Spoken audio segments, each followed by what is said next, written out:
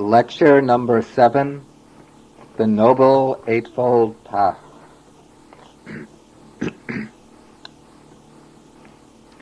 Namo tassa bhagavato arahato samma sambuddhassa.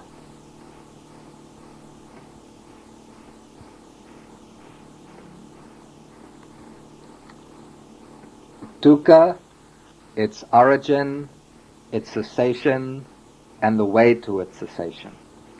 These are the four noble truths, the elephant's footprint that contains within itself all the other teachings of the Buddha. It might be risky to say that any one truth is more important than the others, since they all hang together in a very close, integral unity. But if we were to single out one truth as the key to the whole Dhamma, it would be the fourth noble truth, the truth of the way. The way to the end of dukkha is the Noble Eightfold Path, the path made up of right views, right intentions, right speech, right action, right livelihood, right effort, right mindfulness, and right concentration. When we say that the path is the most important element in the teaching, this is because the path is the thing that makes the Dhamma available as a living experience. Without the path, the Dhamma would just be a shell, a collection of doctrines and formulas without inner life, without the immediacy of lived experience. The path is the means to self-transformation, the means to spiritual growth and to the attainment of liberation. Without the path, even full deliverance from suffering would just become an empty dream. Now, it should be understood that the Noble Eightfold Path was not created by the Buddha. The path is not a creation or a product of the Buddha's mind. Rather, the path was discovered by the Buddha. Whether a Buddha arises or not, the path remains as the indispensable means to enlightenment. During periods when no Buddha has appeared in the world, then the path might be shrouded in darkness. It will be lost to the masses of mankind, completely forgotten. But when a Buddha arises, he does not create the path anew out of his own mind. Rather, he rediscovers the lost path to deliverance and then makes that path known again to the world. In fact, that is the special and unique function of the Buddha, is to rediscover the path during a period of spiritual darkness and then to proclaim the path to humanity at large, to make the path available to the world. And the Buddha says, with respect to the path, he says that on the night of his enlightenment, he uses the phrase, light arose, knowledge arose, vision arose. These statements all indicate that he saw what was already present, but present unseen. He tore away the veil of darkness, the veil of delusion and ignorance, and saw the lost, buried path to enlightenment. He followed that path through to its goal, reached the goal, and then taught the path to the world at large. From one angle, the discovery of the Noble Eightfold Path might be called the primary significance of the Buddha's enlightenment. Before his renunciation, when he was still living in the palace as a bodhisattva, as a prince, he had already recognized the unsatisfactory nature of existence. He had been thrust up against the hard facts of old age, sickness, and death, and he had lost all of his worldly complacency, his desire for power, fame, and for sense pleasures. Then, even from the start, he had an intuition, a confidence that there was a way out of suffering, a state of liberation beyond the round of birth and death. Because of his confidence, he was able to leave the palace, to renounce the world, in order to go in search of deliverance. But what he did not know, what he lacked, What he had to find was the path that led to deliverance. And with the discovery of the path, he was able to escape from the trap of ignorance, to reach enlightenment, to become Buddha. The discovery of the path made it possible for him to attain his own liberation, to attain Nibbana himself. And it was also the discovery of the path that enabled him to guide others to liberation, to present others with the gift of the deathless. Therefore, the path gives the Buddha's enlightenment a meaning that goes beyond his own liberation. It makes the Buddha into a world teacher, and it makes his doctrine, his Dhamma, something relevant to all men, to all beings who seek release from suffering. The path is essentially a way to awakening, a means to generate in our own minds the same experience of enlightenment that the Buddha himself went through while sitting beneath the Bodhi tree. In the causal chain that originates dukkha, the Buddha points out that all the suffering and unsatisfactoriness we meet in the round of becoming arises because of our craving and our clinging. This craving and clinging, in turn, is nurtured by the more basic factor, that is, ignorance, the beginningless blindness to the real nature of things that has been covering over our minds. And as long as we remain in ignorance, we go on revolving in the cycle of existence, going from life to life, meeting the various forms of dukkha. In order to get free from dukkha, to get free from suffering, what is necessary is to eliminate the most fundamental root of all bondage, that is ignorance. To eliminate ignorance, what is needed is its exact opposite, knowledge, the knowledge of enlightenment, the superior wisdom that shines brightly and eclipses the darkness of ignorance. But this wisdom, this knowledge of the true nature of things, does not arise out of nothing. It arises out of conditions. The set of conditions that lead to enlightenment, these constitute a path, the Noble Eightfold Path. And the Noble Eightfold Path brings liberation by giving rise to the liberating wisdom. In describing the path, the Buddha says that the path produces knowledge, produces vision. It's Chakku Karani, Jnana Karani. These two terms together, knowledge and vision, the coupling indicates that the kind of knowledge to which the path leads is not abstract conceptual knowledge, but immediate insight. The Buddha says that the path is Chakku Karani. It produces the eye. It gives us the eye of insight, by which we are able to see directly with immediate perception the true nature of things. Then, by producing this knowledge and vision, the path leads to peace, upassamaya, the peace that comes with the destruction of all craving, all attachments, and all clinging.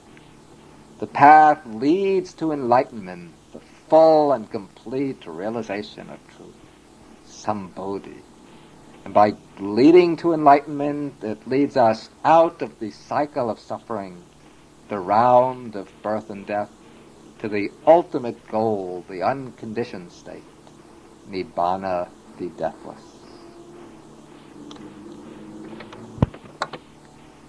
In his first discourse, the Buddha calls the Noble Eightfold Path the middle way, Majjhima Patipada. He calls it the middle way because the Eightfold Path avoids all extremes in conduct and in views. In the first discourse, the Buddha points out that there are two extremes which a seeker of enlightenment has to steer clear of. These two extremes are, on the one side, indulgence and desire, on the other, self-mortification. Now, some people hold the view that this life, this present life, is our only existence, that death spells the end to all experience, and therefore we should try to get as much pleasure as we can by indulging our desires. This view, they say, is the superior wisdom, and the practice of sensual indulgence in grasping comfort and luxury they hold to be the way to the greatest happiness. But the Buddha, from his own experience, calls this way a low, inferior, ignoble course, which doesn't lead to the realization of the highest goal, the true aim of human life. The other extreme is not so common as the first, but it's always had a certain attraction for religious seekers. This is the extreme of self-mortification. Those who follow this practice hold the way to liberation, the way to enlightenment, lies through strict and austere asceticism, especially through the practice of the mortification of the flesh. Generally, those who follow this path regard the body and the spirit as exclusive and antagonistic opposites. And they see the mind of man as a battlefield where a struggle takes place between the spirit and the flesh. The flesh they hold to be the source of evil, of desire and darkness. The spirit, the source of goodness, of light and freedom.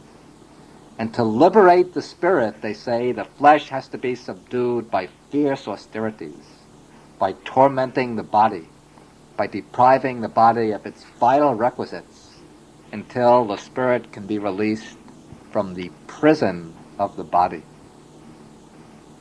The Buddha himself had practiced this path of asceticism before his enlightenment, but he found that it doesn't lead to the goal. Therefore, he later called the path of self-affliction painful, ignoble, and not conducive to the goal. He advised his disciples also to steer clear of it, not to follow that kind of practice. Instead, in its place, he holds up the Noble Eightfold Path as the middle way. And it's called the middle way not because it lies in between the two extremes, as a compromise between too much and too little, but rather because it rises above them, because it's free from their errors, from their imperfections, and from the blind alleys to which they lead. On one side, the Noble Eightfold Path avoids the extreme of sensual indulgence. On the other, it avoids the extreme of self-affliction. To follow the middle path means to provide the body what it needs to stay in a strong and healthy condition, and yet at the same time to rise above bodily concerns in order to train the mind in right conduct, concentration, and wisdom. In fact, the middle way is essentially a way of mind training. And one error, frequent error, has to be pointed out. And that is that the middle way is in no way a compromise with the attitude of renunciation. In following the Noble Eightfold Path, the mind has to be strengthened, trained in the strongest attitude of renunciation, detachment from the demands of craving and clinging. The middle way doesn't compromise at all the spirit of renunciation. But what it recognizes is that the real renunciation, the most important renunciation, is an inward mental act to be achieved by training the mind, not by tormenting the body. Now, as its name suggests, the Noble Eightfold Path is made up of 8 factors. And when it's called the Eightfold Path, we have to be careful not to understand this wrongly. The 8 factors of the path are not 8 steps to be followed in sequence. In actual practice, certain factors have to be developed before other factors can arise. But ideally, each factor that emerges does not replace the one that comes before it, nor do the earlier factors that have been developed drop away when the more advanced factors appear. Rather, the early factors remain, but the new ones that arise merge into them and absorb them, so that at its highest level of development, the path consists of 8 factors working simultaneously. At this level, all 8 factors are present, all are performing their functions, all are contributing in their own unique way to the accomplishment of the goal, to reaching the end of suffering.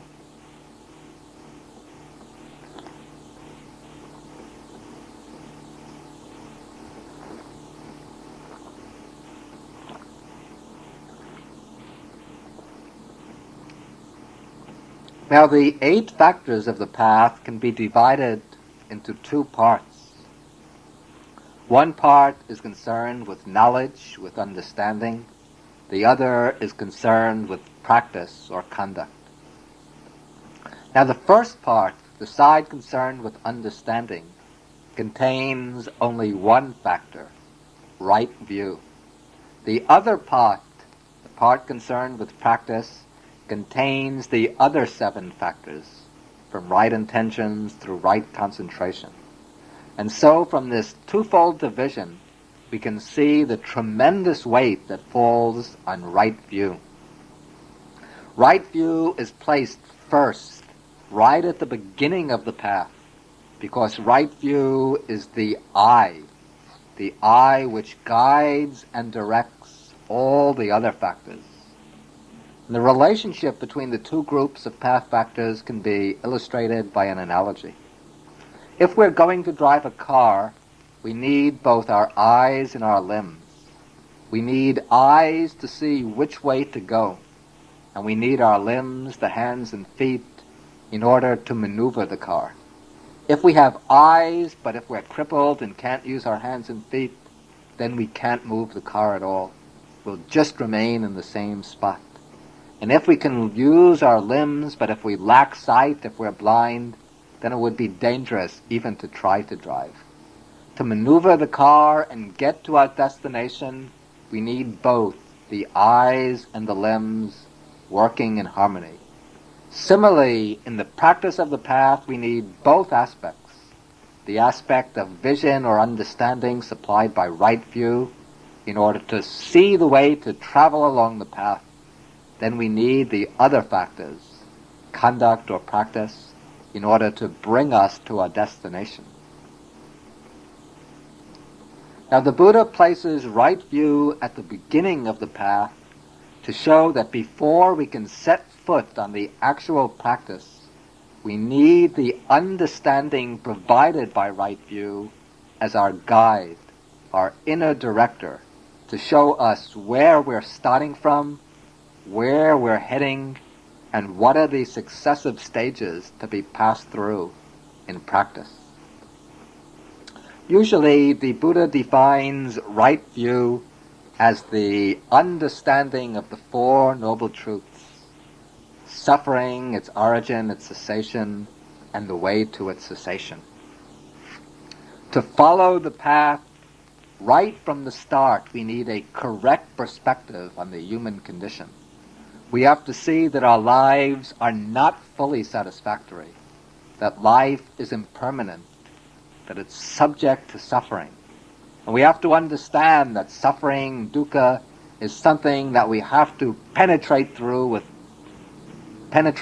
to by means of knowledge, something that we have to conquer, not something that we should escape from by pain removers, entertainments, distractions, or dull forgetfulness.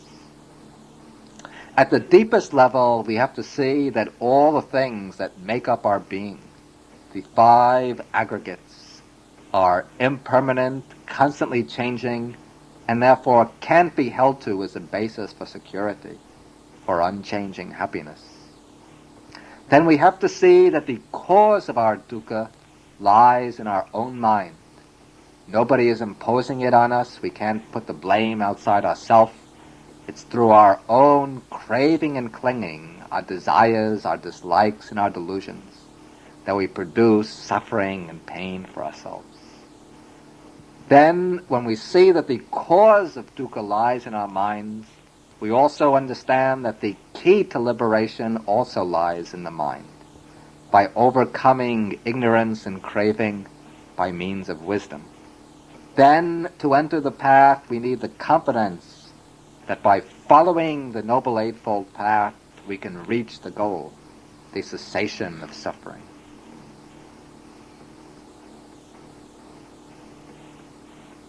The Buddha defines right view as the understanding of the Four Noble Truths for a very important reason. The reason is that he does not want his disciples to practice his teaching merely out of feelings of devotion towards him or out of respect for his wisdom. Rather, he wants them to follow the path on the basis of their own understanding, their own insight into the nature of human life. Therefore, the first factor sets out the points to be grasped, the points to be seen as a basis for practice. Then, when we've grasped these essential truths and verified them through thought and reflection, then we're ready to set foot on the path with a clear idea of the real aim and groundwork to the practice. Otherwise, to try to practice the path without having this right view is somewhat like just getting into a car and driving in any direction without having a clear idea of where we want to get to and what is the best way to get there. As we will see later, the path begins only with a very elementary level of right understanding.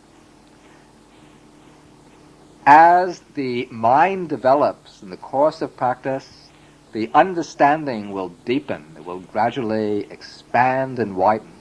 And as it does so, we come back again and again to right view. Right view is not something that we just go through only once and then leave it aside. But again and again, we always come back to right view. But when we come back at deeper and deeper levels of understanding. Through practice, the consciousness, the mind is developed. Its range and capacity for comprehension expands, grows, and matures. Then as it matures, the ability to see, to penetrate and understand develops. And when we understand, then we arrive at a deeper level of right view.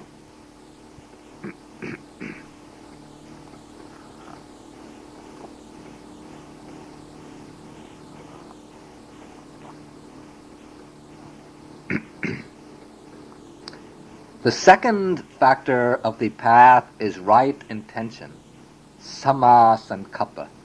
The word sankappa means purpose, intention, resolve, aspiration, motivation. And this factor of right intention follows as the natural consequence of right view. When, through right view, we gain an understanding of the real nature of existence, then that understanding acts upon our mind. It changes our motivation, our purposes in life, our intentions and inclinations. Then, as a result, our minds become shaped by right intentions, intentions that accord with right view and that follow from right view. In the analysis of this factor, the Buddha explains that there are three kinds of right intentions. The intention of renunciation, the intention of non-aversion or loving kindness, and the intention of non-injury or compassion. And these are opposed respectively to the three wrong intentions: the intention of sensuality, the intention of aversion, and the intention of harmfulness or cruelty. Now, right intention, as we said, follows naturally from right view. When we gain a right view into the fact of dukkha, then we become motivated to renounce our attachments, our clinging to pleasure, wealth, power, and fame. These we usually imagine to be desirable, but we take them to be desirable only because we haven't seen their inherent unsatisfactoriness.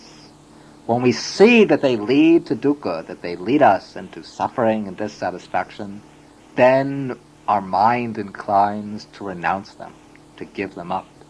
We don't have to force ourselves away from the desire for them. But as we gain the understanding, the right view, the desire falls off naturally by itself. Then, when we look at other beings through the lens of the Four Noble Truths, we see that others are also caught up in the net of suffering. And out of this perception, there arises a feeling of deep identification with others, a feeling of oneness with them, which leads to attitudes of loving kindness and compassion.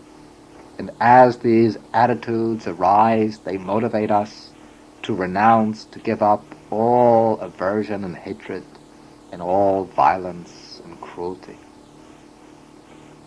In this way, the three types of right intentions follow from right view. Now, the first two factors of the path, right view and right intentions, work together in opposition to the three unwholesome roots. In earlier talks, we explained that the three unwholesome roots are greed, hatred, and delusion. Of these, the most fundamental is delusion. Out of delusion, there arise greed and hatred, the one desiring, the other disliking the wrongly conceived object. Now, right view serves to counteract delusion. Delusion is non-understanding, non-comprehension. And right view gives us correct understanding. It leads to true comprehension. Then the second factor, right intention, counteracts greed and hatred. The intention of renunciation opposes greed. The other two intentions of non-aversion and non-injury counteract hatred. Thus, already at the very beginning of the path, the process is set in motion that will eventually cut off all three unwholesome roots.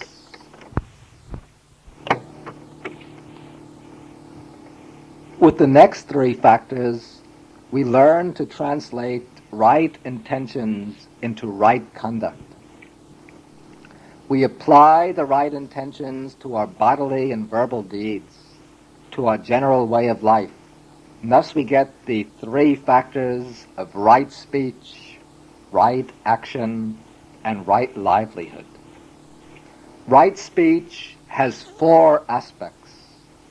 Abstaining from false speech, that is, from lying. Instead, making an effort always to speak truthfully. Second, abstaining from slanderous speech, from statements intended to divide others, to create enmity between other people. Instead, the follower of the path should always speak words that promote friendship and harmony between people. Then thirdly, he should abstain from harsh speech, from speech which is angry and bitter, which cuts into the hearts of others.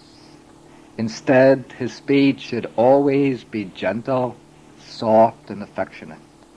And then fourthly, he abstains from idle chatter, from gossip. Instead, he should always speak words that are meaningful, significant, and purposeful. The fact that four factors are mentioned under right speech shows the tremendous power locked up in the faculty of speech. The tongue might be a very small organ compared to the rest of the body.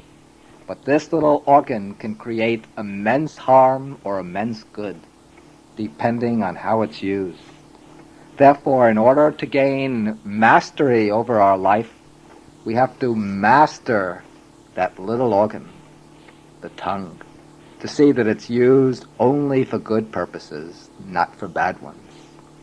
Of course, what we really have to master is not the tongue, but the mind that makes use of the tongue. Now, right action, the fourth factor of the path, is concerned with bodily action, with the body as an instrument of action. And this has three aspects: abstaining from the destruction of life, that is, from killing other living beings. And this applies not only to human beings, but to animals as well, to abstain from hunting, fishing, and needless killing of animals. Then second, to abstain from taking what is not given, that is, from stealing, cheating, exploiting others, gaining wealth in dishonest or illegal ways.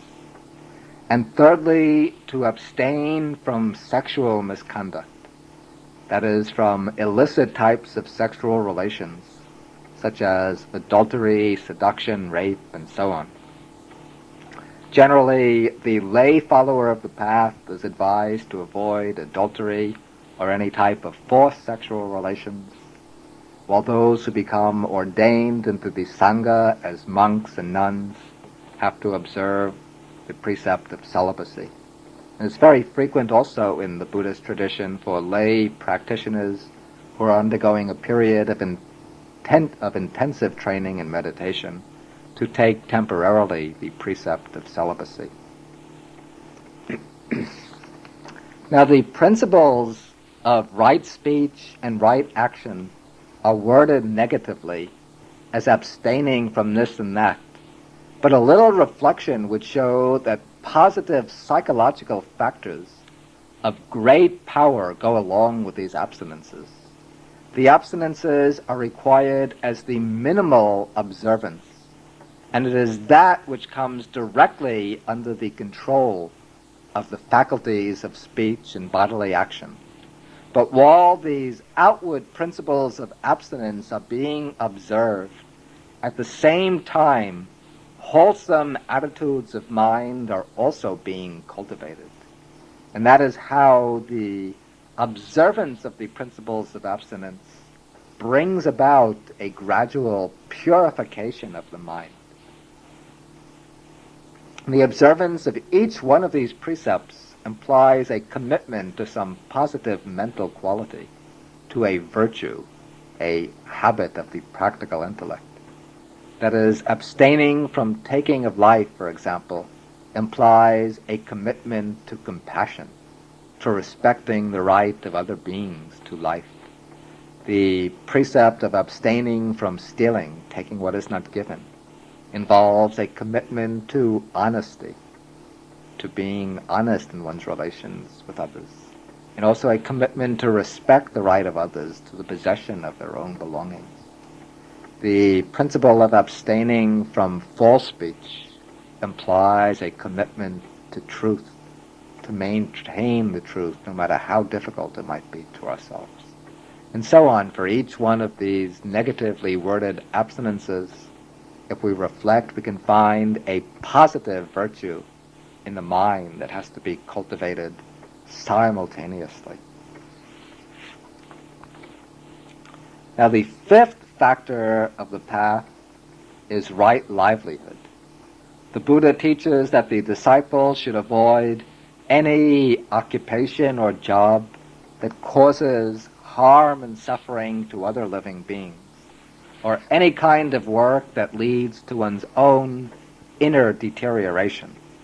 Instead, the disciple should earn his or her living in an honest, harmless, and peaceful way. And to give a more specific idea of what right livelihood involves, the Buddha mentions 5 occupations that a disciple should avoid. These are, first, dealing in flesh, in meat, as a butcher. Second, dealing in poisons. Third, dealing in weapons or arms. Fourth, dealing in slave trade and prostitution. And fifth, dealing in intoxicants, in liquors and drugs. And the Buddha also says that his followers should avoid deceitfulness, hypocrisy, high-pressure salesmanship, usury, and trickery, or any kind of dishonest method in acquiring their means of support.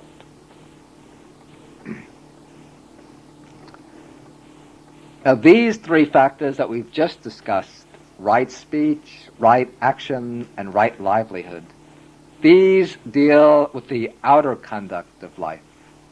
When we come to the next three factors, the sixth, seventh, and eighth factors, then we're concerned with the inner work, with the training of the mind. The Buddha begins the mind training with right effort, samma vayama. This factor the Buddha places a special stress on for the reason that the practice of the path requires work. It calls for energy and exertion. The Buddha is not a savior. The means to deliverance he gives in the path. And we can't expect to get anywhere along the path without making the effort. The Buddha says that the Tathagatas, the enlightened ones, point out the path. You yourselves must make the effort.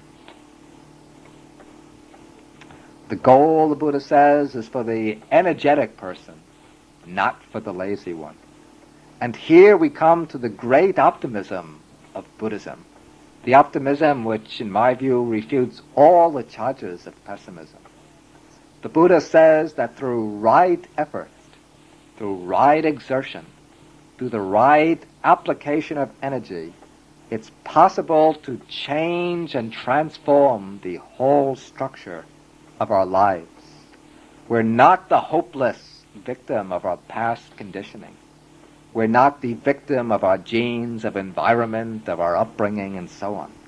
But through training, through practice and exercise, it's possible to raise the mind up to entirely new levels, to lift it up from the swamp of ignorance and self-centered desire, to bring it to the high plateaus of wisdom, enlightenment, and liberation. It all takes work. All it takes is exercise and effort. Practice that has to be built up day by day, month by month, year by year, even lifetime by lifetime. But with this practice, we can lift the mind up to the highest levels of spiritual attainment. And therefore the Buddha urges his disciples to strive on with the firm determination. Whatever has not been attained, that I will attain. What hasn't been achieved, that I will achieve. What hasn't been realized, that I will realize. Then, having stirred up the will, we have to know the right way to apply our effort. Now, the Buddha indicates that right effort can be broken down into four aspects. Firstly, if we observe the states that arise in the mind, we see that they fall into two basic types: unwholesome states and wholesome states. The unwholesome states are the states of mind rooted in the defilements, in greed, hatred, delusion, and in their offshoots. The wholesome side consists of the virtuous qualities, the qualities that should be developed and cultivated, like the 8 factors of the Noble Path, the 4 foundations of mindfulness, the 7 factors of enlightenment, and so on. These are the pure, noble qualities that lead to spiritual progress and to ultimate liberation. Thus we have at the opposite sides of the mind the unwholesome states and the wholesome ones. And with regard to each of these, there are 2 tasks we have to perform. First, with regard to the unwholesome side, we have to make the effort to prevent the unarisen, unwholesome states from arising. The unwholesome states are not always present in the mind. At times the mind is clear, calm, and pure. Then something happens which sparks off one of the defilements. Now, in developing right effort, in the first place we have to make the effort to prevent the unarisen defilements from arising. This is the first aspect of right effort, called the effort to prevent. And this is accomplished primarily by control over the senses. If we lack control over the senses, then the mind responds automatically to the sense objects that it meets. It gives way to attachment to pleasant objects. It gives way to aversion and anger towards unpleasant ones. But by maintaining watchfulness over the senses, by watching our reactions to the sense objects, then we can prevent the unarisen defilements from arising. We're able to simply register the object, to take note of its features without being drawn to react to the object by way of greed and aversion.